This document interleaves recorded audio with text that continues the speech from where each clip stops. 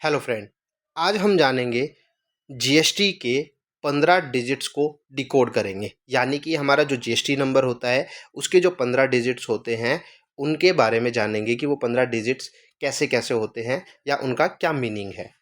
तो GST number जो होता है वो हमारा एक 15 डिजिट का कोड होता है। उसके अंदर जो हमारे पहले 2 डिजिट्स होते हैं वो होते हैं स्टेट कोड। यानी कि वो जीएसटी नंबर किस स्टेट में रजिस्टर है, यानी कि उस जीएसटी को किस स्टेट गवर्नमेंट द्वारा अप्रूवल किया गया है, किस स्टेट में वो बिजनेस रन कर रहा है। जैसे कि यहाँ पर दिल्ली का जीएसटी स्टेट कोड है, नंबर है 07। ऐसे ही हरियाणा का है 06। उसके बाद जो 3 से लेके 12 तक डिजिट होते हैं, यानी कि 10 डिजिट्स। पहले 2 डिजिट स्टेट कोड होते हैं, उसके बाद 10 डिजिट जो होते हैं नेक्स्ट वो होते हैं आपका पैन नंबर।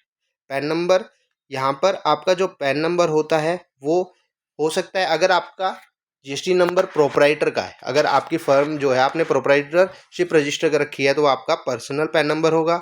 अगर आपकी पार्टनरशिप फर्म है तो वो आपका फर्म का पैन नंबर होगा। और अगर आपने कंपनी रजिस्टर करके जीएसटी नंबर अप्लाई किया है तो आपका वो कंपनी का पैन नंबर यहाँ पर होगा, जिसमें आपके 3 से 12 तक आपके पैन के डिजिट्स आएंगे।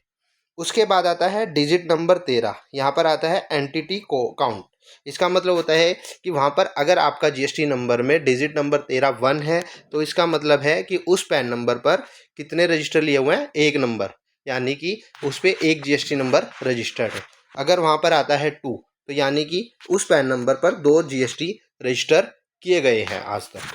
अगर वहाँ पर 3 आता है तो ऐसे ही 3 जीएसटी रजिस्टर्ड किए गए हैं। उसके बाद आता है डिजिट नंबर 14 डिफ़ॉल्ट करैक्टर।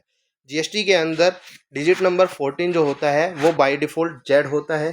कोई भी जीएसटी नंबर हो, चाहे वो प्रोप्राइटरशिप हो, चाहे वो फर्म हो, चाहे वो कंपनी हो, सभी में डिजिट नंबर 14 जो होता है वो बाय डिफ़ॉल्ट जेड ही होता है।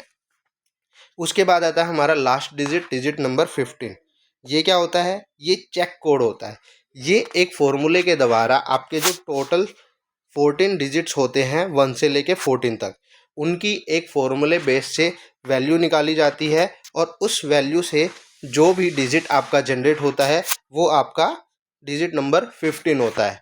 ये आपका 0 से लेके 9 और ए से लेके जेड के बीच में कुछ भी जनरेट हो सकता है। आपकी फॉर्मुलेशन के बेस पे ही वो जनरेट होगा।